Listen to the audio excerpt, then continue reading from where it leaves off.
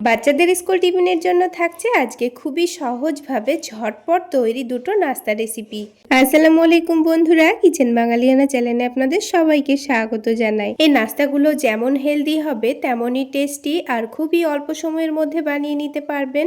চলুন তাহলে ঝটপট রেসিপিটি দেখে নেওয়া যাক। সবার প্রথমে একটা প্যানের মধ্যে 2 টেবিল চামচ পরিমাণ সরিষার তেল নিয়ে নিচ্ছি। আপনারা চাইলে সাদা তেলও নিতে পারেন। তেলটা হালকা গরম হয়ে গেলে অল্প একটু জিরা দিয়ে দেব। তারপরে এখানে অল্প করে একটু দিয়ে দিচ্ছি থেতো করা রসুন, আর তার সাথেই দিয়ে দিচ্ছি অল্প একটু থেতো করা আদা। আপনারা চাইলে আদা রসুন দুটোকে একসঙ্গে বেটেও দিতে পারেন। এবার একটু নাড়াচাড়া করে হালকা করে ভেজে নেব। হালকা ভাজা হয়ে গেলে দুটো বড় সাইজের পেঁয়াজ কুচি করে দিয়ে দিয়েছি। এবার পেঁয়াজটাকেও হালকা লালচে করে ভেজে নিতে হবে। তো কিছুক্ষণ ভেজে নেওয়ার পর দেখুন পেঁয়াজটা কিন্তু হালকা লালচে করে ভাজা হয়ে গেছে। এবার এখানে অল্প একটু টমেটো কুচি দিয়ে দিচ্ছি, আর তার সাথে ঝালের জন্য কাঁচামরিচ কুচিও দিয়ে দিচ্ছি, আর স্বাদ মতো লবণও দিয়ে দিচ্ছি। এবার এই টমেটোটাকে গলে যাওয়া পর্যন্ত একটু ভালোভাবে ভেজে নেব। 2-3 মিনিটের মধ্যে টমেটোটা কিন্তু খুব সুন্দর গলে গেছে। একটু গ্যাসের ফ্লেমটা বাড়িয়ে রেখে ভেজে নিয়েছি। এবার এখানে কিছু গুঁড়ো মশলা দিয়ে দেব। তো অল্প করে একটু হলুদের গুঁড়ো দিয়ে দিচ্ছি, অল্প একটু দিয়ে দিচ্ছি ভাজা জিরা গুঁড়ো, দিয়ে দিচ্ছি ধনে গুঁড়ো, আর তার সাথেই দিয়ে দিচ্ছি সামান্য পরিমাণে গরম মশলা গুঁড়ো। এবার সব কিছু একটু ভালোভাবে মিশিয়ে নেব। মশলাগুলো ভালোভাবে মিশিয়ে নেওয়ার পর এবার এখানে নিজেদের পছন্দ মতো কিছু সবজি দিয়ে দেব। আপনাদের হাতের কাছে যে কোনো সবজি থাকলে দিয়ে দিতে পারেন। আমি এখানে অল্প একটু বাঁধাকপি কুচি দিয়ে দিচ্ছি, আর তার সাথে গাজর কুচি দিয়ে দিচ্ছি। আপনাদের হাতের কাছে যে কোনো সবজি থাকলে আপনারা আপনাদের পছন্দ মতো সবজি দিয়ে দিতে পারেন। এবার বাঁধাকপি আর গাজরটাকে কিছুক্ষণ নাড়াচাড়া করে ভেজে নেব। তো গ্যাসের ফ্লেমটা বাড়িয়ে রেখে 4 থেকে 5 মিনিট সময় নিয়ে আমি বাঁধাকপিটাকে ভেজে নিচ্ছি। তাহলে বাঁধাকপিটার মধ্যে থেকে অনেকটা পানিও ছেড়ে আসবে আর অনেকটা নরমও হয়ে যাবে। তো দেখুন, আপনারা দেখে নিশ্চয়ই বুঝতে পারছেন বাঁধাকপি কিন্তু অনেকটাই নরম হয়ে গেছে। এবার এটাকে ঢাকনা দিয়ে ঢেকে আমি 4 মিনিট মতো লো আঁচে রেখে দেব। তাহলে বাঁধাকপিটা কিন্তু খুব সুন্দর সেদ্ধ হয়ে যাবে। তো দেখুন 4 মিনিট সেদ্ধ হয়ে যাওয়ার পর আবারও কিন্তু এটাকে আমি 3 থেকে 4 মিনিট এইভাবে ভেজে নেব। এবার গ্যাসের ফ্লেমটা লোতে রেখে আমি বাঁধাকপিটাকে খুব সুন্দর করে ভেজে নিয়েছি, আর এটা কিন্তু এখন রান্না করা হয়ে গেছে। এবার এই সবজির টেস্টটা আরও একটু ভালো নিয়ে আসার জন্য প্যানের মধ্যে 1/2 টেবিল চামচ পরিমাণ সয়াবিন তেল দিয়ে দিচ্ছি। তেলটা হালকা গরম হয়ে গেলে এখানে একটা ডিম দিয়ে দেব। এবার এই ডিমের ওপর সামান্য পরিমাণ লবণ ছিটিয়ে দিচ্ছি। তারপর ডিমটাকে এক সাইডে কুচি করে ভেজে নিতে হবে। ডিমটা যখন ভালোভাবে ভাজা হয়ে যাবে তখন এটাকে সবজির সঙ্গে খুব ভালোভাবে মিশিয়ে নেব। তো সব কিছু আবারও ভালোভাবে মিশিয়ে নিয়েছি। এবার কিন্তু এই সবজির পুরটার টেস্টটা কিন্তু দারুণ আসবে।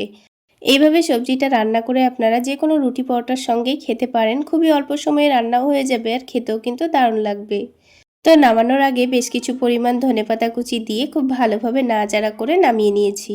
এখন এই সবজির পুরটাকে আলাদা একটা বাটির মধ্যে আমি নামিয়ে একটু ছড়িয়ে রাখছি যেন তাড়াতাড়ি ঠান্ডা হয়ে যায়।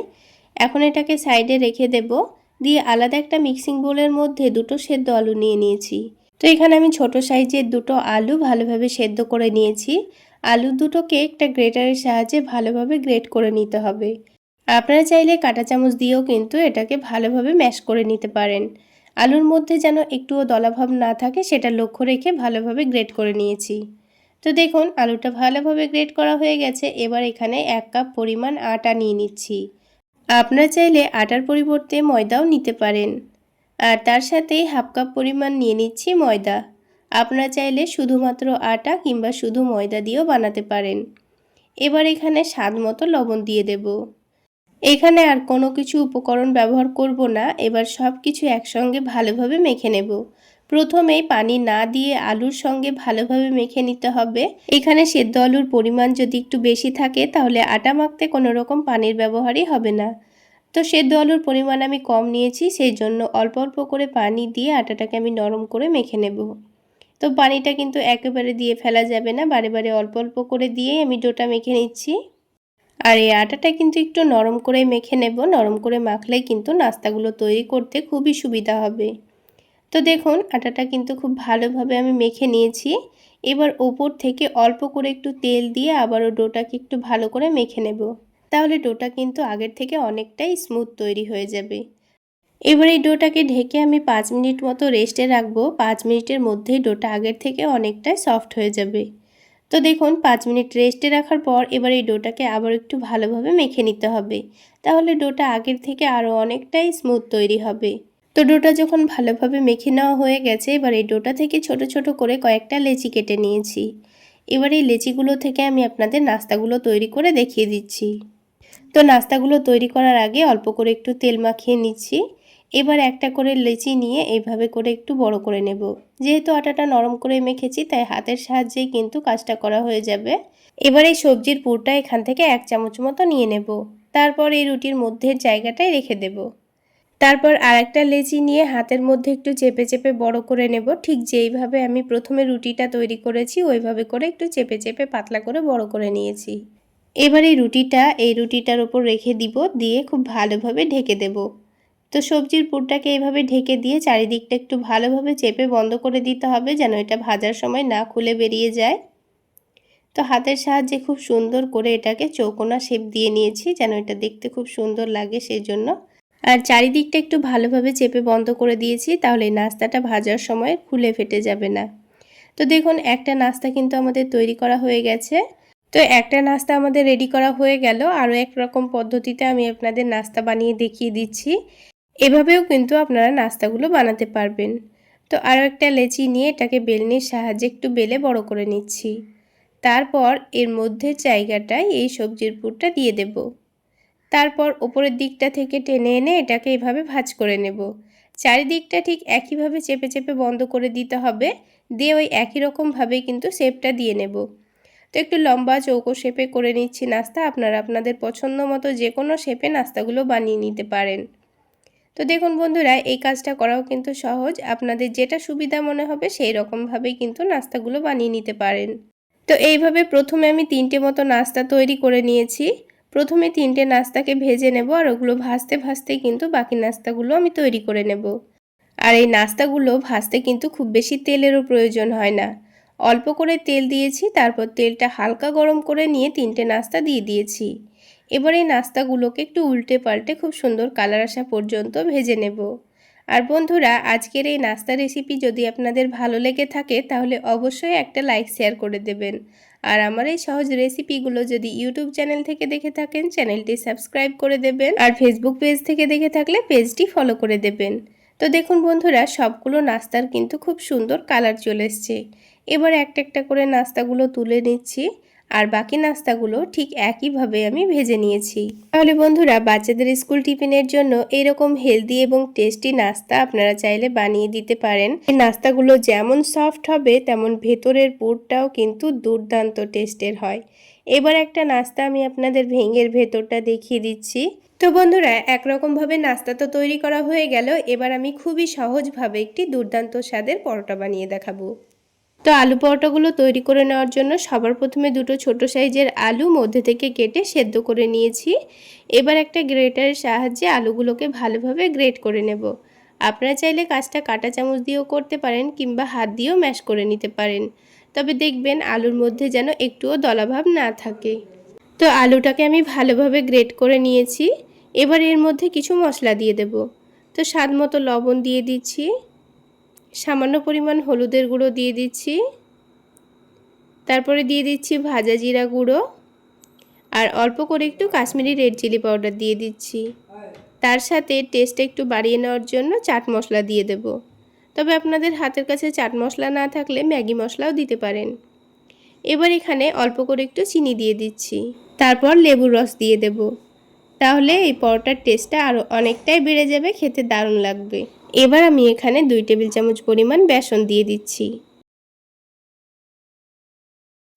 এবার প্রথমে 1 কাপ পরিমাণ পানি দিয়ে দেব। তারপর সব কিছু একসঙ্গে ভালোভাবে মিশিয়ে নেব। তো একটা কাঁটা চামচের সাহায্যে সব কিছু একসঙ্গে ভালোভাবে মিশিয়ে নিচ্ছি। তো দেখুন বন্ধুরা, সব কিছু 2-1 মিনিট সময় নিয়ে ভালোভাবে মিশিয়ে নিয়েছি। এবার এখানে আটা দিয়ে দেব। আপনারা চাইলে আটার পরিবর্তে ময়দাও ব্যবহার করতে পারেন। তো আমি এখানে 1/2 কাপ পরিমাণ আটা দিয়ে দিচ্ছি। আপনারা চাইলে আটার পরিমাণটা এখানে একটু বাড়িয়েও নিতে পারেন। তো একটা হ্যান্ড উইক্সের সাহায্যে সব কিছু একসঙ্গে ভালোভাবে মিশিয়ে নিচ্ছি। প্রথমে ভালোভাবে মিশিয়ে নেওয়ার পর হাফ কাপ যেহেতু আটা দিয়েছি তাই ওই হাফ কাপ পরিমাণই পানি দিয়ে দিচ্ছি। আবারও সব কিছু একসঙ্গে ভালোভাবে মিশিয়ে নেব। আবারও 2-1 মিনিট সময় নিয়ে ব্যাটারটা ভালোভাবে রেডি করে নিয়েছি। এবার একটা চামচের সাহায্যে আমি আপনাদের ব্যাটারের কনসিস্টেন্সিটা দেখিয়ে দিচ্ছি। দেখুন, খুব বেশি পাতলাও হবে না, আবার অনেকটা ঘনও হবে না। ঠিক এই রকম করে ব্যাটারটা তৈরি করতে হবে। এবার আমি আপনাদের আলু পরোটাগুলো তৈরি করে দেখিয়ে দিচ্ছি। তার জন্য এখানে একটা তাওয়া নিয়ে নিয়েছি, তার উপরে অল্প করে একটু বাটার দিয়ে দিচ্ছি। তবে আপনারা চাইলে তেলও দিতে পারেন। আর বন্ধুরা, এখানে কিন্তু খুবই অল্প তেলে আপনারা পরোটাগুলো তৈরি করে নিতে পারবেন। এবারে প্যানটা হালকা গরম হয়ে গেলে এখানে 2 চামচ ব্যাটার দিয়ে দেব। তো প্যানটা যেন অতিরিক্ত গরম না হয়ে যায় সেটা খেয়াল রাখতে হবে। তা না হলে ব্যাটারটা দেওয়ার সাথে সাথেই অসংখ্য ছিদ্র হয়ে যাবে, তখন কিন্তু পরোটাটা দেখতে খুব একটা ভালো লাগবে না। তো দেখুন, পরোটার একদিকটা খুব সুন্দর হয়ে গেলে এটাকে আলতো হাতে উল্টে দিতে হবে, কারণ আলু পরোটা যেহেতু আলু দিয়ে ব্যাটারটা রেডি করেছি তাই এই পরোটাটা কিন্তু অনেকটাই নরম হবে, তাই খুব সাবধানেই কাজটা করতে হবে। আর দেখুন, উল্টে দেওয়ার পর কি সুন্দর ফুলে উঠছে। এবার গ্যাসের ফ্লেমটা মিডিয়াম টু লোতে রেখে কিছুক্ষণ সময় নিয়ে ভেজে নিতে হবে, তাহলে পরোটাটা খুব সুন্দর ক্রিস্পিও হবে আর পরোটাটা উল্টানোর সময় ভেঙেও যাবে না। তো দেখুন, 2 দিকটাই কিন্তু খুব সুন্দর সেঁকে নেওয়া হয়ে গেছে। এবারে পরোটাটাকে তুলে নিয়ে আপনারা যে কোনো সস বা চাটনির সঙ্গে খেতে পারবেন, খেতে দারুণ লাগবে।